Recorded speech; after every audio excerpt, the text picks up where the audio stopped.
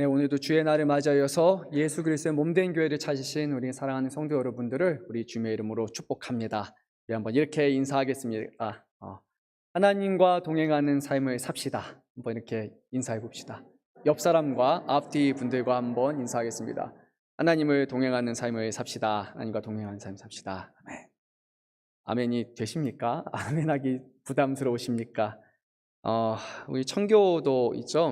영국에서 미국으로 갔던 청교도, 그리고 그런 신앙을 가지고 살아갔던 그 미국의 청교들은 주일을 사모했다고 합니다. 일전에도 말씀드렸지만 이 주일이 바로 영혼의 장터라고 그들은 고백하면서 이 한 주간을 살아가는 그 힘과 능력을 얻는 날이 바로 이 주일이고, 말씀을 더 많이 듣고 싶어서, 더 깊이 알고 싶어서 손꼽아 기다렸던 날이 바로 이 주일이라고 그렇게 얘기합니다. 어떻습니까? 우리 성도 여러분, 여러분 주일을 기다리셨습니까? 네, 주일을 기다린 이유가 오늘 쉬는 날이기 때문에, 빨간 날이기 때문에 기다리셨습니까? 아니면 오늘 이 주일에, 안식일의 주일에, 이 주일의 주인이 우리 주님이시기 때문에 예배를 사모하는 마음으로 기다리셨습니까? 네, 오늘 이후로는 주일을 더 사모할 수 있기를 바랍니다. 제가 한 주간 너무 바빠서요. 어제 하나님 앞에 좀 이런 불평을 좀 털어놨습니다. 하나님, 이게 담임 목사가 뭐라고 왜 이렇게 하는 것도 없는데 바쁩니까? 그런 불평을 좀 털어놨던 것 같아요. 이제 어제 아침부터 거의 쉬는 시간이 없이 아침에 회의를 하고, 중간에 나가서 뭐 좀 사갖고 오고, 그리고 또 교역자 회의하고, 그리고 식사하고 나고, 그리고 나서 오늘 할 거 주보나 이거저거 막 만지고 하니까 벌써 5시 반인 거예요. 설교 준비도 해야 되는데, 근데 또 이제 저희 청년분들과 지난주부터 8시에 기도회를 한단 말이에요. 그러니까 또 기도회 말씀 전할 거 준비하고, 그러니까 제 마음이요, 한 7시 반쯤 넘어가니까 오늘 청년 회장한테 전화를 걸어서 오늘 몸 상태가 너무 안 좋아서 기도회를 못 하겠다라고 얘기할까? 막 이 마음속으로 그런 갈등이 막 생겨나는 거예요. 실제로 어제 몸이 너무 막 찌뿌둥하고 여기 등이 너무 안 좋아가지고 이 정도는 이해할 수 있겠지라는 생각이 막 드는 거예요. 제가 봐도 그래, 이 정도 상태면 진짜 할 수 없어 막 그렇게 하는데, 차마 전화는 못 하겠고 마음에 뭔가 찔림이 있고, 그러다 보니까 시간이 점점 가는 겁니다. 그다음 한 7시 50분쯤 되니까 이미 시간도 늦었고, 하나님이 가라, 가서 기도해야지라는 마음을 주시는 거예요. 그래서 어제 청년분들하고 기도하면서도 얘기했지만 정말 억지스러운 마음이 한 반이 넘었는데, 와서 그 자리에서 기도하고 말씀을 전하는 데 드는 마음이 하나님께 그냥 감사하다라는 생각, 그런 마음을 주시더라고요. 마음이 조급해지고 마음이 바쁘고 뭔가 더 해야 되고 준비해야 된다라는 막 내 마음과 내 열심으로 너무나 가득 차 있고, 머릿속에 자꾸만 말씀을 준비하는 것과 모든 사역들이 다 일처럼 여겨지는 그 순간에 하나님이 그 시간에 쉼을 주시더라고요. 잠깐 멈춰라, 멈춰서 기도해라, 잠깐 멈춰서 나를 바라보라 라는 그런 시간으로 저에게는 여겨졌습니다. 물론 그렇다고 해서 막 그 뒤에 일들이 일사천리로 진행되거나 갑자기 하루 24시간에서 48시간으로 바뀌어가지고 시간이 많아지고 이런 것은 아니었지만, 일이 아니라, 그리고 바쁨 속에서도 멈추게 하시는 그런 하나님의 은혜를 경험했던 것 같습니다. 한 성도 여러분, 어떻습니까? 여러분은 일상 가운데 종종 멈추십니까? 아니면 하루하루 그냥 바쁘게 살아가십니까? 내가 생각하고, 내가 일하고, 내가 준비하고, 내가 열심히 달려가는 것, 그렇게 매일매일 살아가십니까? 아니면 잠깐 계속 멈춰서 하나님을 바라보시고 하나님 앞에 기도하시며 또 하나님의 뜻을 물어가고 계십니까? 한 주간에 몇 번이나 우리의 일상 속에 멈춰서 하나님의 도우심을 구했습니까? 하나님의 뜻을 구했습니까? 하나님이 기뻐하시는 것을 찾았습니까? 우리가 그것을 구하지 않는다면 믿지 않는 사람들과 무슨 차이가 있겠습니까? 그냥 열심히 한 주 살다가 주일에만 모여서 예배하고 하나님을 찾는 것이 우리의 모습이라면, 우리는 하나님을 한 주간 잊고 살아왔는지도 모릅니다. 자주 쉬기를 바랍니다. 자주 쉼표를 찍으세요. 여러분의 열심으로 여러분의 일상 가운데 바쁘게 하시다가도 순간순간마다 멈춰서서 하나님을 구하시기를 바랍니다. 그것이 하나님과 동행하는 삶이라고 저는 그렇게 생각이 듭니다. 오늘 우리에게 주시는 말씀, 우리가 나눌 이 본문은요, 다윗이 어떻게 하나님과 동행하는 삶을 살았는가에 관한 말씀입니다. 우리가 잘 아는 대로요, 사무엘상 16장에서 하나님께서는 사무엘 선지자를 통해서 다윗을 기름 부어서 이제 앞으로 하나님이 기뻐하시사 하나님이 사용하시는 이스라엘의 왕으로 삼으셨습니다. 그런데 바로바로 왕이 되지 않았습니다. 이미 이스라엘은 현존하는 왕, 사울 왕이 있었기 때문이죠. 그리고 사무엘상 16장에서 시작된 그 말씀이, 그 약속이 이제 사무엘 하까지 5장에 이르러서야 비로소 수년이 지나서야 하나님의 모든 일들이 이제 이루어지게 되고, 그리고 다윗은 비로소 이스라엘의 왕이 됩니다. 이 모든 것은 결국 하나님의 계획 가운데 있었습니다. 우리도 그렇게 고백하잖아요. 모든 것은 다 하나님의 계획 가운데 있고 하나님의 선하신 뜻이 있습니다 라고 하는데, 우리가 그동안 걸어온 그런 삶의 발자취를 되돌아보면 정말 하나님이 인도하시는 삶이었고 하나님의 계획 가운데 이루어졌을까라고 참 쉽사리 말하지 못하기도 합니다. 왜냐면요, 정말 하나님이 인도하시고 함께 하시고 동행하셨다면 뭔가 좀 우리의 삶이 달라야 될 것 같은 그런 생각이 들기 때문입니다. 그렇지 않습니까? 우리가 성경에서 많이 보아서 알잖아요. 하나님이 우리와 함께 하신다면 우리가 걸어가는 곳에 홍해가 갈라지듯이 모든 삶의 어려움들이 쫙 물러가고 쫙 그 길을 평탄대로를 가야 될 것 같은 그런 기분이 있지 않습니까? 또한 오른쪽에 불기둥, 왼쪽에는 구름기둥, 낮에 밤낮으로 불기둥과 구름기둥이 우리 지켜주면서 늘 모든 어려운 상황 가운데 하나님이 보호하신다라는 그것을 참 경험하면, 그래, 나는 하나님과 동행하고 있어 라는 생각이 들겠죠. 또는 먹을 것과 입을 것을 걱정하지 않아도 되고, 정말 배가 고프고 뭔가 힘든데 갑자기 하나님께서 만나가 착착착 떨어지고 그리고 나서 메추라기가 쫙 몰려와서 그렇게 풍족한 삶을 살아간다면, 그래, 이렇게 되면 정말 하나님이 동행하는 삶이다 라고 우리는 그렇게 가히 말할 수 있겠지만요, 수긍할 수 있겠지만 실제로 우리의 삶은 그것과 많이 동떨어지지 않습니까? 고난, 역경, 그리고 핍박도 있고 참 힘들고 어려운 삶이 우리의 인생일 것이죠. 우리의 인생만 그런 것이 아니라 믿음의 사람이라고 하고, 그리고 앞으로 장차 오실 예수 그리스도의 모형이고 그림자라고 불리는 그런 다윗의 인생도 그러하지는 않았습니다. 그의 인생을 한번 돌아보면요, 온갖 권모술수로 인해서 수차례 죽을 뻔했고요, 살기 위해서 막 침을 흘리면서 미친 척도 해야 됐고요, 먹을 것이 없어서 구걸하다시피 해서 하나님의 성전에 들어가서 거기서 제발 뭐라도 먹을 것이 있습니까? 라고 그렇게 구걸해야 했던 그런 삶이었습니다.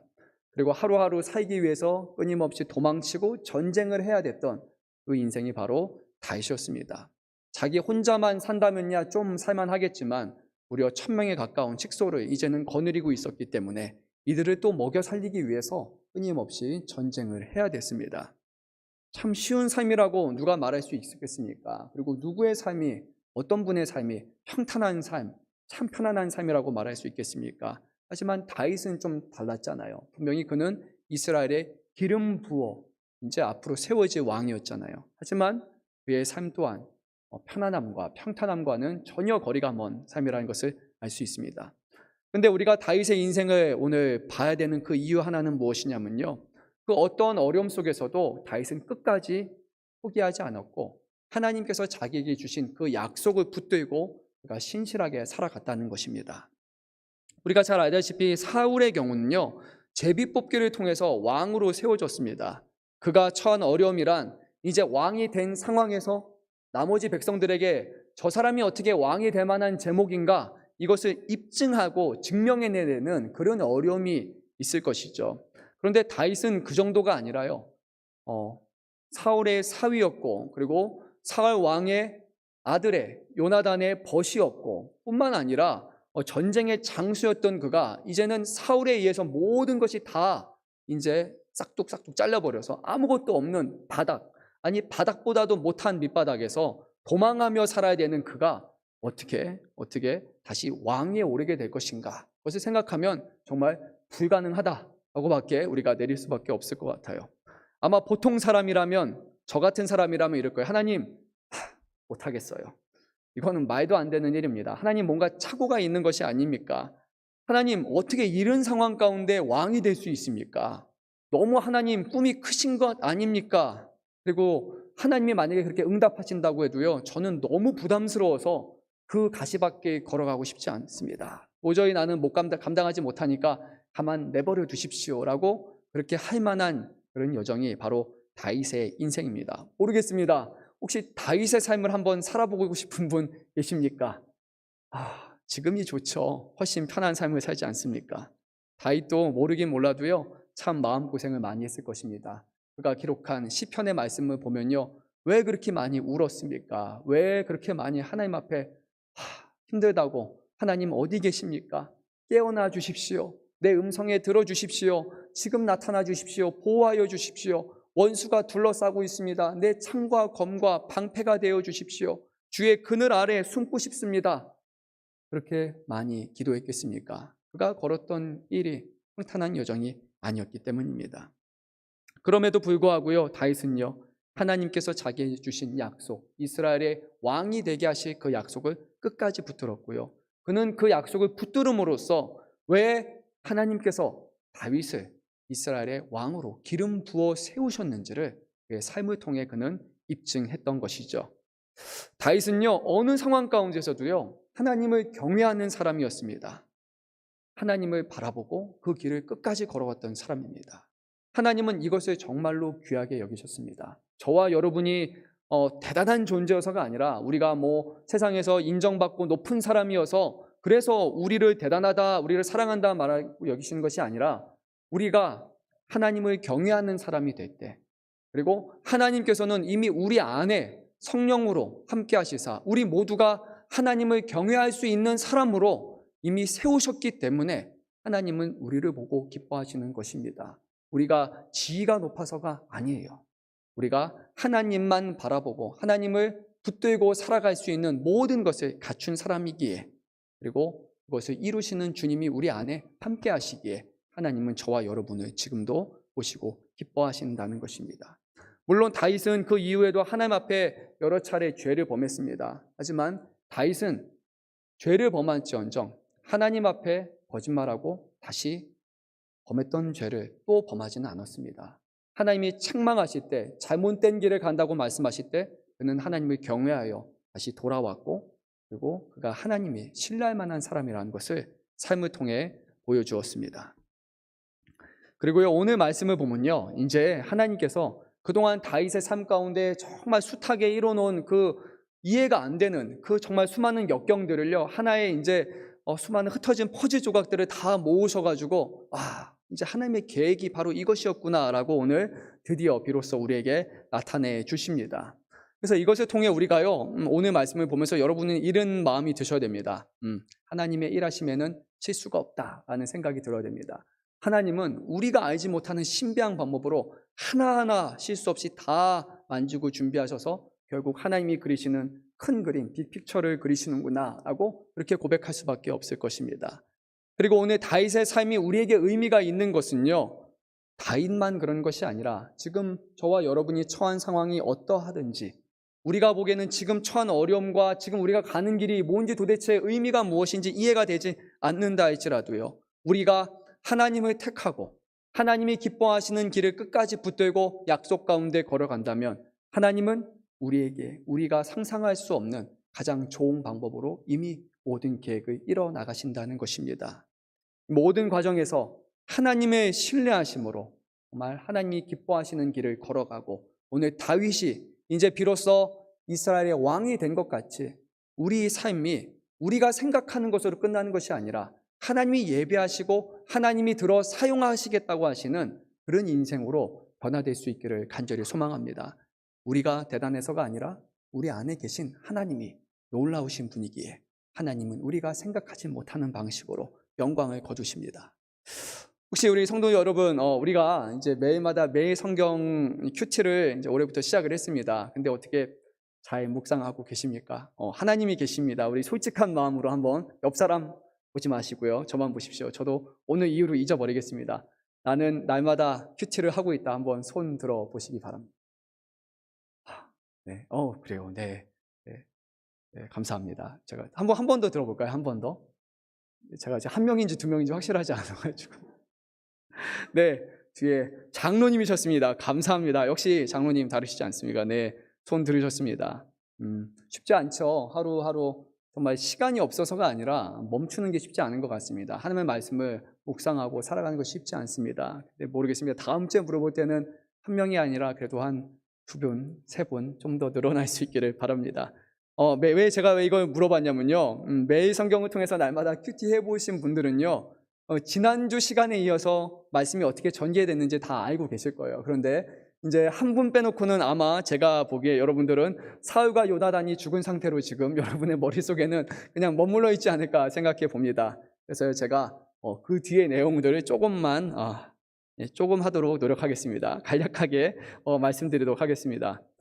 사울과 요나단을 비롯한 그의 세 아들이 이제 모두 블레셋과의 전쟁에서 다 전사했습니다. 그리고 나서 이스라엘의 군사령관인 아브넬이라는 그런 위대한 유명한 장수는요, 남아있는 사울의 아들 중에 한 명인 넷째 아들, 마지막 아들인 것 같은데요, 이스보셋을 이스라엘 왕으로 세웁니다. 물론 그 과정이 쉽지 않았습니다. 이스라엘 장로들의 마음, 대표자들의 마음은 어느 정도 다윗에게 기울어져 있었기 때문이죠. 그런데 이 아브넬은요, 이 이스보셋을 꼭 왕으로 세우고 싶었습니다. 여러 가지 이유가 있지만 한 가지는 이제 다윗이 왕이 되면 자기의 입지가 좁아지기 때문입니다. 이스보셋이 왕이 되면 자기도 덩달아 여전히 두 번째 되는 군사령관의 위치를 유지할 수 있을 것이고, 뿐만 아니라 자기가 왕을 옹립했기 때문에 킹메이커가 되잖아요. 그래서 실세가 되기 때문에, 그래서 이 이스보셋이라는 사람을 왕으로 세우고자 했습니다. 근데 이스보셋은 남들, 자기의 형들이 다 전장에서 죽는 동안 살아 있었습니다. 그것이 의미하는 바는 전쟁터에 가지 않았다는 거예요. 그러니까 그는 대단한 장수가 아니었을 것이고, 왕이 되기에는 좀 부족한 사람이었지만, 그럼에도 불구하고 이 아브넬은요, 열심히 사람들을 설득해서 한 5년이 좀 넘는 시간 동안 사람들을 설득시킨 후에 비로소 그를 왕으로 세웠습니다. 근데 문제가 무엇이냐면, 이스보셋이 이제 유약한 왕이 되었는데 자기 자리가 너무 약해 보이는 겁니다. 자기보다 아브넬이라는 장군이 더 위에 있는 것처럼 여겨졌기 때문에 어떻게 하면 자기의 왕위를 좀 더 강화시킬 수 있을까? 그가 생각했던 지혜, 또 모략 하나가 무엇이냐면, 이 아브넬 장군이 자기의 아버지인 사울 왕의 첩과 뭔가 간통을 했다라는 그런 누명을 씌우는 겁니다. 말씀을 보게 되면요, 실제로 그렇게 했다라는 말씀이 없기 때문에 아마도 이것은 이스보셋이 아브넬을 그냥 명예를 실추시키기 위한 그의 모략이라고 우리는 볼 수 있습니다. 근데 이 아브넬 장군은 이 말을 너무나 상처받았습니다. 자기가 왕을 세웠는데, 그래도 내가 당신을 왕으로 세웠는데 어떻게 나에게 이렇게 거짓 누명을 씌울 수 있냐. 그래서 그는 분개하게 됐고, 하나님 앞에 이런 맹세를 급기야 하기는 이릅니다. 당신이 갖고 있던 나라를 다윗에게 넘겨주겠습니다 라고 말합니다. 아주 오만방자하죠. 하지만 그는 실제로 그러한 권세를 갖고 있었기 때문에, 그리고 이후로 이어지는 말씀에서 그는 자기가 할 수 있는 모든 열심을 다해서 이 이스보셋이 아니라 그의 나라를 다윗에게 넘겨주기로 합니다. 그런데 여기서 문제가 발생하는 것이 무엇이냐면요, 이 아브넬 장군이 이 이스보셋을 버리고 다윗을 찾으려고 왔는데, 근데 이제 이 아브넬 장군을 쉽게 받아들이기가 어렵다는 겁니다. 왜냐하면 그는 전쟁에서 능통한 장군이었고, 바로 얼마 전까지만 해도 이스라엘과 그리고 유다는 서로 싸웠던 사람들이었고, 그런데 그냥 그가 하는 보이는 선의, 그 호의를 어떻게 그 액면 그대로 받아들일 수 있습니까? 사람들의 마음에 혹시라도 다른 생각을 가지고 그렇게 도와주겠다고 해서 이 안에 들어와서 몰래 다윗을 암살하거나 아니면 다른 꿍꿍이 속이 있어서 오는 것이 아닙니까? 라는 사람들의 의심이 분명히 있었을 것입니다. 그런데 그 자리에서 다윗은 이 아브넬을 그대로 액면 그대로 받아들이기로 합니다. 심지어 아브넬 혼자만이 아니라 그가 데려온 20명의 군사도 자기의 성 안으로 다 들어오면서 우리의 성을 다 보게 하고 연회를 베풀어 주면서, 그리고 할 수 있는 모든 최대한의 환대를 다하고 그를 돌려보내기로 합니다. 만약에 다윗이 이 자리에서 조금 꼼수를 발휘했다면 아브넬을 바로 죽일 수도 있는 상황입니다. 아브넬이 죽는다고 생각해 보십시오. 이스라엘의 군사 제도는 완전히 무너질 수밖에 없습니다. 유약한 왕만 남아있을 것이고, 그리고 군사령관이 죽는 그 순간 이제 이스라엘에 가서 군사를 끌고 그들을 정복할 수 있는 그런 비밀가 제공되죠. 아니, 이 모든 여건이 갖춰질 수 있죠. 하지만 다윗은 이것을 기회로 삼지 않았고 오히려 그에게 순수하게 환대하고 다시 보내준 것을 보게 됩니다. 그런데요, 그때 이것을 좋게 보지 않은 사람이 있었어요. 다윗의 편에 있었던 요압이라는 장군이었는데, 요압은 다윗에게 가서 따지기 시작합니다. 아니, 왜 아브넬 장군을 그냥 그렇게 받아줍니까? 그가 안 좋은 생각을 가지고 왔을 수도 있고, 그가 당신의 이곳에서 정탐한 뒤에 또 군사를 끌고 오는 방식으로 당신을 속이고 있는 것이 아닙니까? 라고 그렇게 얘기를 합니다. 그리고 나서 다윗의 편에 들지 않고 자기의 혈기를 누르지 못한 채 이제 아브넬을 뒤쫓아서 다윗이 당신을 보기 위한다라고 거짓말을 한 후에 이 아브넬 장군을 그 자리에서 죽여버리고 말았습니다. 죽인 것에는 또 두 가지 이유가 있습니다. 결국 아브넬 장군이 이스라엘 하나 되게 하는 데 도움이 된다면 요압은 자신의 정치적인 입지가 줄어들 것이기 때문에 그것을 받아들일 수 없었고, 또 얼마 전에 있었던 전투에서 이 아브넬이 요압의 동생을 죽였기 때문에 그것이 그에게 어떤 응어리가 되어서 그가 원수를 갚고자 했던 것이죠. 아브넬이 이제 실제로 죽어버리고 말았습니다. 그리고 다윗에게 있어서는 아주 포기라고 할 수 있는 상황입니다. 지금 유약한 왕, 그리고 군사령관이 죽은 상황.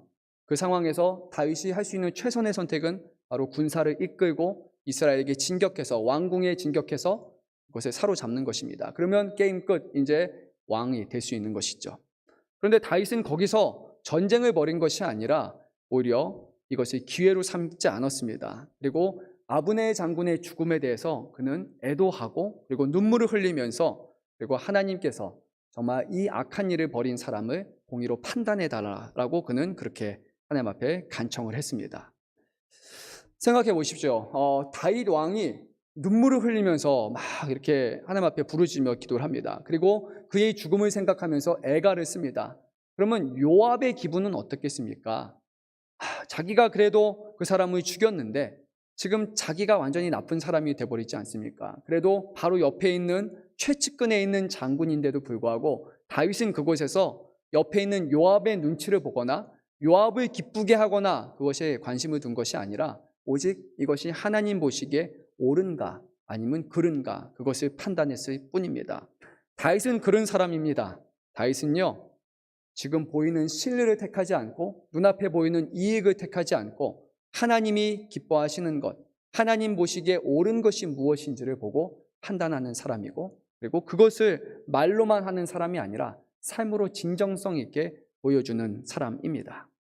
다윗이 보여줬던 진정성은 무엇이었냐면요, 눈물을 흘리고 끝난 것이 아니라 누구나 할 수 있는 겁니다. 거짓 눈물을 흘릴 수 있어요. 거기서 한 가지 더 하는데 자기가 밤이 될 때까지 금식을 하겠다고 합니다. 근데 이것은 그냥 밥을 안 먹는다라는 의미가 아니에요. 지금 아브넬 장군이 죽은 상황이고, 아브넬 장군이 죽은 이유가 지금 다윗의 진영에서 죽었다면 지금 반대편이 되는 이스라엘에서는 군사를 잘 준비하고 정비해서 이것을 비밀 삼아서 언제든지 전쟁을 일으킬 수 있는 그런 상황이라는 겁니다. 근데 전쟁을 벌일 수 있는 그런 상황에 군사는 늘 준비되어 있어야 됩니다. 잘 먹고 잘 쉬고 언제든지 전쟁에서 싸울 수 있는 상황이 되어야 됩니다. 근데 다윗은 자기가 밤이 될 때까지 금식하겠다, 눈물로 기도하면서 눈물로 부르짖으면서 있었던 것입니다. 즉 적군이 쳐들어와도 자기는 무방비 상태로 그냥 당하겠다라고 그렇게 말하고 있는 것입니다. 자신의 생명 그리고 자신의 왕위조차 모든 것을 이 앞에 내려놓을 수 있도록 그는 진실하게 정말 그곳에서 애도하고 슬퍼했던 사람이 바로 다윗이었습니다. 사랑하는 성도 여러분, 우리는요 하나님을 믿는다라고 말하고 하나님을 경외한다라고 그렇게 말하면서 과연 우리가 하루하루 내리는 여러 가지 선택들은 과연 하나님이 기뻐하실 만한 선택입니까? 아니면 우리는 눈앞에 보이는 이익을 좀 더 쫓으며 그곳에 손을 내밀고 있지는 않습니까?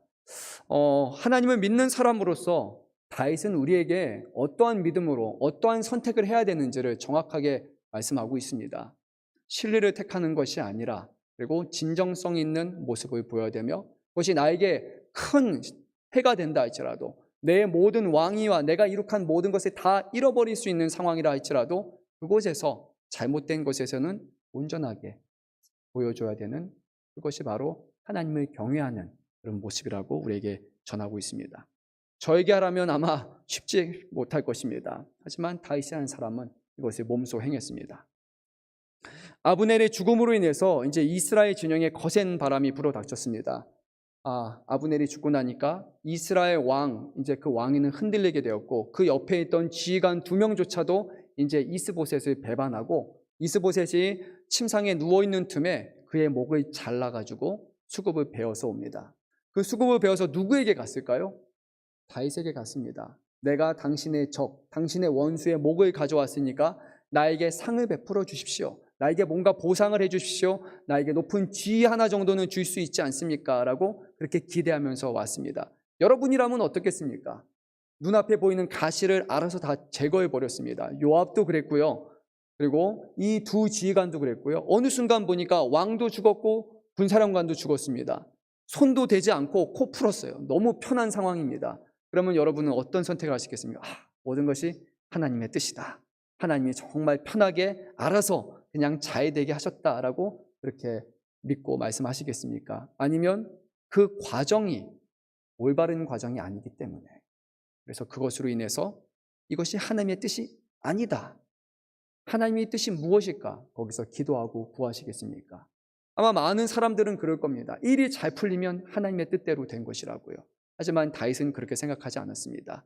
일이 잘 풀려도 하나님이 기뻐하시는 것이 아니라면, 그 과정이 하나님이 기뻐하실 만한 과정이 아니라면, 하나님을 영화롭게 하는 과정이 아니라면 그것은 하나님의 뜻이 아니라고 그는 여겼던 것입니다.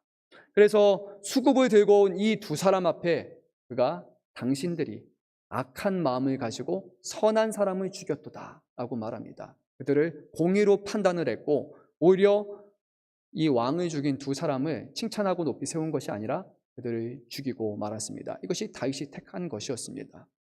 다윗은요, 결코 상대방의 위기를 자신의 기회로 여기지 않았습니다. 억울한 죽음을 기억하고 애도했고, 악한 자들의 모든 행동에 대해서 공의로 판단했습니다.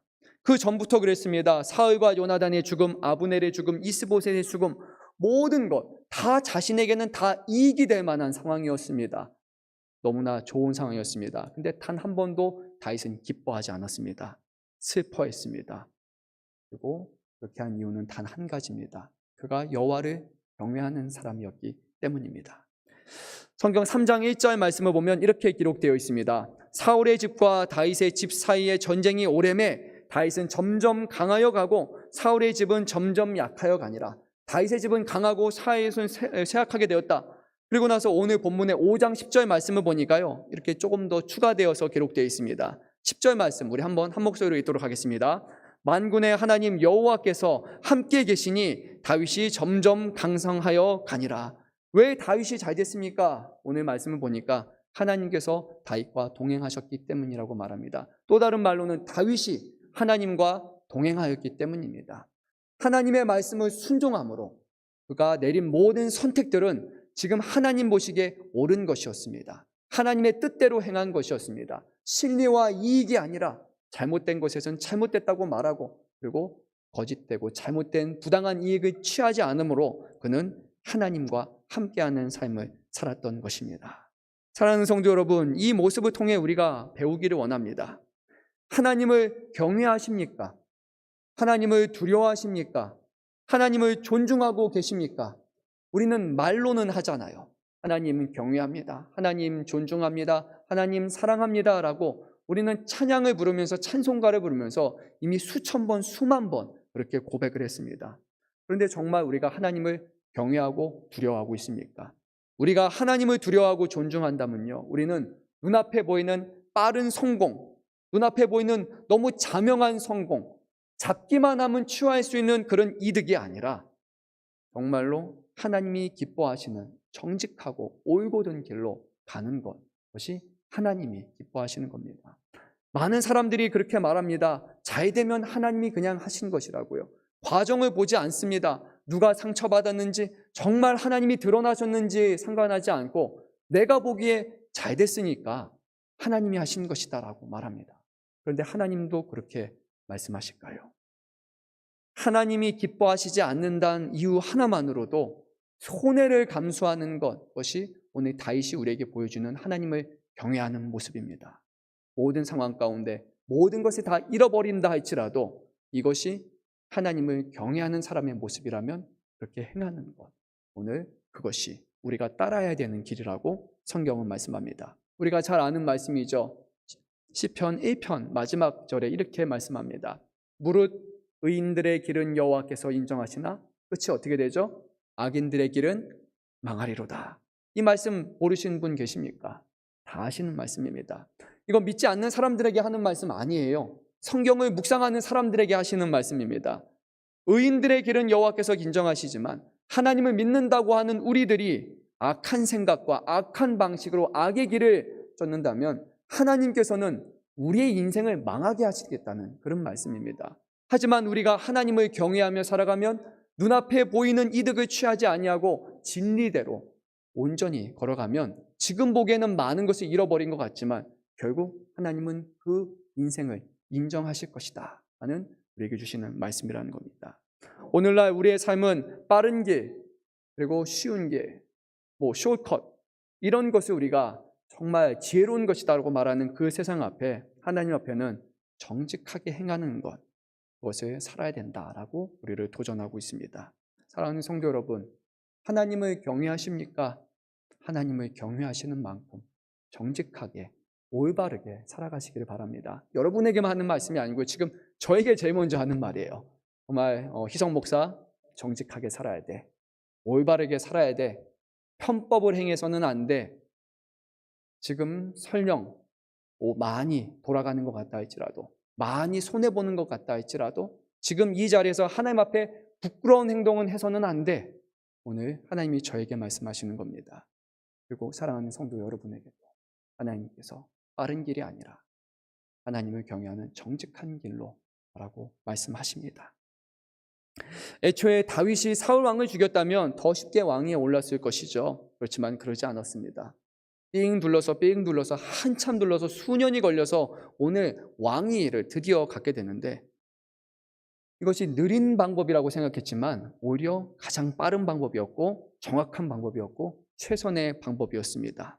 오늘 말씀을 보니까요, 다윗이 유다의 수도 헤브론에 있었는데요, 우리가 여기서 오해서는 안 되는 게, 헷갈려서는 안 되는 게요, 이 유다라고 되어 있는 것은 다윗의 지파, 그리고 다윗을 옹호하는 그런 혈육을 뜻하는 것이고, 나머지 한 10개 정도 지파는 지금 이스라엘이라고 불리면서 그들은 사울의 편에, 그리고 베냐민 지파를 중심으로 해서 다윗에 반대하는 편에 있는 사람들을 이스라엘이라고 부릅니다. 그래서 말씀에 유다와 이스라엘 이 두 가지를 다 언급하는 이유가 바로 거기에 있습니다.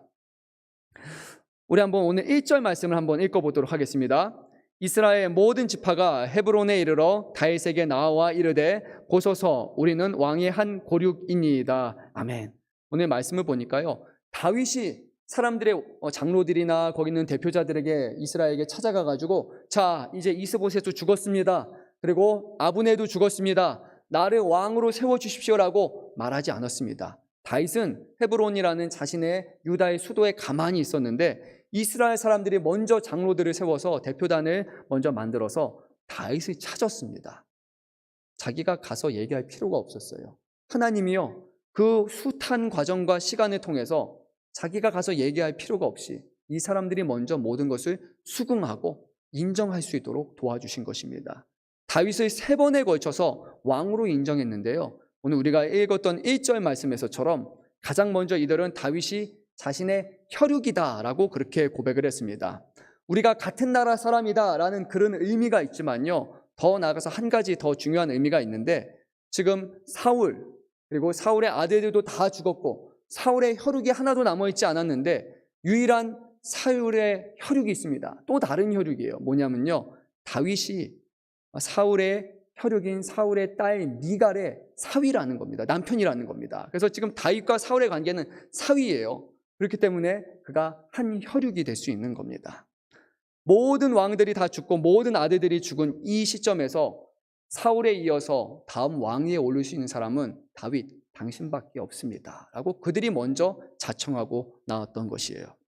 그런데 본래 이거는요, 다윗이 자기의 왕위를 차지하기 위해서 그가 생각했던 내용과 정확하게 같습니다. 앞서서 전했던 말씀이었죠. 이 아브넬이 다윗을 만나러 올 때, 장군이 만나러 올 때 다윗이 한 가지 약속을 하자고 했습니다. 무엇이냐면 사울의 딸 미가를 찾아가지고 그를 데리고 와라라고 얘기를 했습니다. 그가 오면 자기가 사울의 사위라는 것을 명분을 이제 다시 취할 수 있기 때문에 데려오라고 했던 것입니다. 아마 그것을 명분 삼아서 사람들에게 보십시오, 내가 사울의 사위입니다라고 자기가 말하려고 했던 것이에요. 그런데 하나님께서는요, 다윗이 말할 기회를 주지 않으셨습니다. 하나님이 그들로 통해서 이미 인정할 수 있도록 도와주신 것입니다.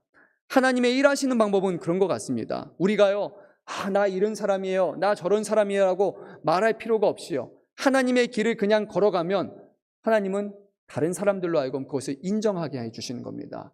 어떤 의미냐면요, 만약에 우리 교회가요, 하나님을 경외하고 하나님을 믿고 하나님 말씀에 순종하는 삶, 빛과 소금 되는 삶을 살아간다면요, 우리가 믿지 않는 사람에게 가서 저 교회 다니는 사람이에요 라고 말할 필요가 없다는 거예요. 우리가 금천양문교회라는 요거를 두르지 않아도요, 우리가 선한 일, 하나님이 기뻐하시는 일을 하면요, 사람들이 와서 물어본다는 거예요. 당신은 교회 다니십니까? 당신 어느 교회 다니십니까? 어떻게 이렇게 살아갈 수 있습니까? 오히려 우리가 하나님을 바라보면 사람들이 알고 싶어하고 우리를 인정하는 거예요. 아니, 내가 많은 크리스천들을 봤는데 그 사람들은 그렇지 않습니다. 교회에서는 경건한 척 하는데 직장 가니까 다 똑같아요. 하는 방식 보니까 다 똑같이 살아갑니다. 근데 당신은 왜 그렇게 다릅니까? 당신이 믿는 하나님과 그 사람이 믿는 하나님이 동일할 텐데 어떻게 이렇게 다르게 살아갑니까? 정말 당신이 하나님을 믿는 사람이 맞군요. 이 교회가 정말 하나님이 기뻐하시는, 하나님이 섬기는 교회가 맞군요 하고 사람들이 먼저 인정하고 먼저 그렇게 얘기하게 하신다는 겁니다. 우리가 금천양문교회 와야 됩니다, 금천양문교회 와야 됩니다 얘기할 필요가 없습니다. 우리가 믿지 않는 사람들에게 예수 당연히 전해야겠지만 삶의 행실은 올바르지 않으면서 예수 믿어야 됩니다 전해봤자 사람들은 변하지 않습니다. 당신분이 믿지 않겠어요 라고 속마음으로 할 수도 있어요. 거짓 목사, 잘못된 목사 보니까 나는 교회 안 다닙니다 하고 사람들은 오히려 그렇게 평가합니다. 그런데 우리가 진리 안에 바로 서 있고 하나님을 경외하는 모습이 우리 안에 신실되게 있다면 사람들은 교회로 오기 시작할 것입니다. 이곳은 하나님이 계신 곳이 맞습니다. 당신은 정말로 신실한 사람들입니다 라고 그렇게 먼저 얘기하게 하실 것입니다. 중요한 건 우리가 말하는 것이 아니라 우리가 경외함으로 살아간다면 그러면 세상이 우리를 알아보게 될 것이라는 겁니다. 뿐만 아니라 다윗은 전쟁의 장수였습니다. 2절 말씀을 보니까요, 전에 곧 사울이 우리의 왕이 되었을 때도 이스라엘을 거느려 출입하게 하신 분은 왕이시었고 라고 그 다윗을 인정하기 시작합니다. 실제로 다윗은 그런 사람이었습니다. 사울의 곁에서 천천히고 만만이라고 했을 때 사울은 천천히고 다윗은 만만, 위대한 장수가 바로 다윗이었습니다. 이미 그 사람들은 알고 있었습니다. 하지만 자신의 실리를 위해서 그동안 인정하지 않았지만 이제 당신이야말로 진정한 장군이고 우리를 블레셋과 이방의 손에서 건져내고 구원할 수 있는 정말 장수가 당신입니다 라고 이들이 먼저 고백했습니다. 그리고 끝으로 2절 한반절에서 한 가지를 더 말합니다. 여호와께서도 왕에게 말씀하시기를 내가 내 백성 이스라엘의 목자가 되며 내가 이스라엘의 주권자가 되리라 하셨나이다 라고 말합니다. 결국 이 모든 과정을 통해서요, 이 이스라엘 사람들과 장로들이 깨달은 것은 이 모든 것이 하나님의 뜻입니다. 하나님의 기뻐하시는 뜻입니다. 다윗이 말하지 않았습니다. 이것이 하나님의 뜻입니다. 내가 기름 부음 받은 사람입니다. 내가 왕위에 오르기에 적합한 사람입니다 라고 그는 단 한마디도 하지 않았습니다. 오히려 온 이스라엘이 당신이 하나님이 세우신 왕입니다 라고 그렇게 고백했다라는 것입니다. 다윗은 하나님 앞에 두려워하고 경외하는 삶을 살았을 뿐입니다. 오늘 이 세 가지 모습을 통해서 우리가 세상 사람들에게 어떻게 비춰주고 있는지, 교회가 어떻게 비춰주고 있는지 한번 우리네 인생을 돌아보면 좋을 것 같습니다. 직장에서 일하시는 분들, 여러분 교회 다닌다고 그렇게 담대하게 얘기할 수 있습니까? 아니면 뭔가 교회 다닌다고 말하는 게 좀 부끄러워서, 아니면 내가 교회 다닌다고 하면 교회에 대한 잘못된 인식을 가질까 봐 혹시 그래서 말 못하는 삶을 살아가고 있지는 않습니다. 아니면요, 또 사업하시는 분, 여러분 정말 정직하게 행하고 계십니까? 좀 손해도 본다 할지라도 누가 봐도 좀 고지식하고 깝깝하다라고 하지만 나는 아닌 건 아니고 잘못된 것은 하지 않겠다라고 그렇게 말하면서 그런 모습으로 살아가고 있습니까? 하나님을 사랑하기에 하나님을 경외하는 만한 그런 사람들이 갖춰야 될 그런 빛과 소금 되는 모습이 우리의 삶 가운데 나타나고 있습니까? 또한 우리 가정에서는 어떻습니까? 우리가 만나는 친구들과의 관계에서 그 대화는 또 어떻습니까? 우리가 나누는 모든 내용에 정말 하나님을 경외함이 나타나고 있습니까? 하나님을 믿는다면요, 하나님을 경외하는 것이 당연한 것이에요.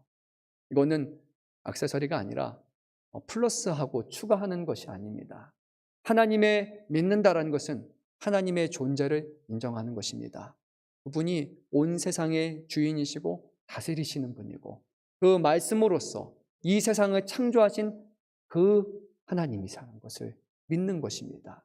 그 하나님이 지금도 이 세상을 다스리시고 영으로 우리 안에 함께 하신다는 것을 우리가 믿는다면요, 우리가 고백하는 것처럼 나 예수 믿습니다 라고 우리가 이렇게 믿으며 고백하며 살아간다면요, 우리의 삶은 날마다 하나님을 두려워하며 하나님을 존경하며 존중하며 살아야 하는 것입니다.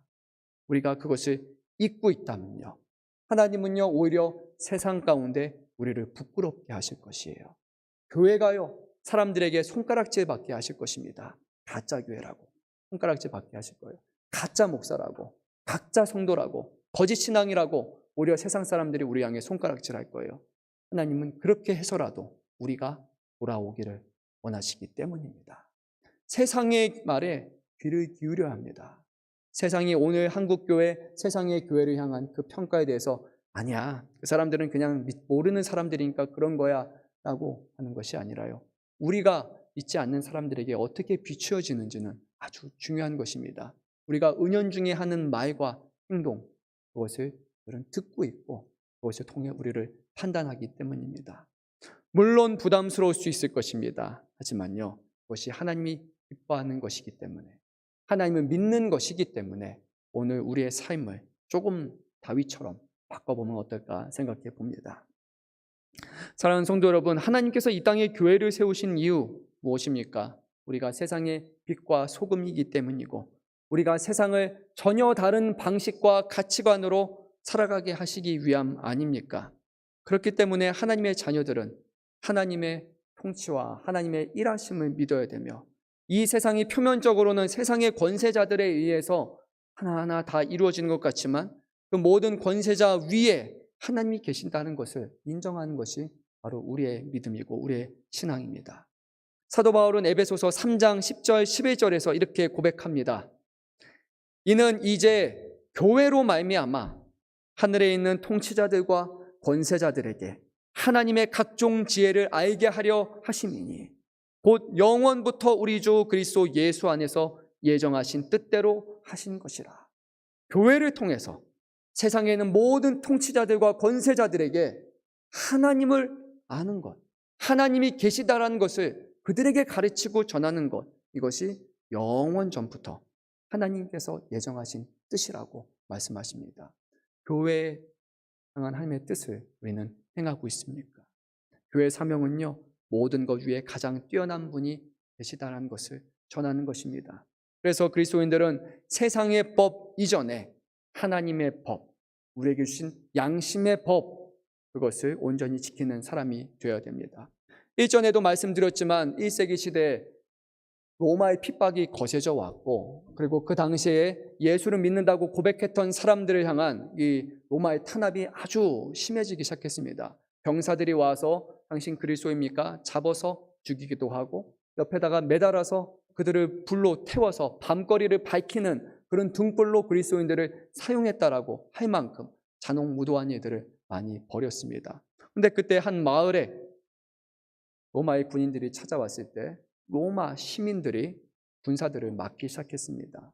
이 사람들은 그리스도인인데 이 사람들은 법이 없어도 살아갈 수 있는 사람들입니다 라고 로마 병사들이 앞서서 그리스도인들을 방어하고 보호하기 시작했다는 겁니다.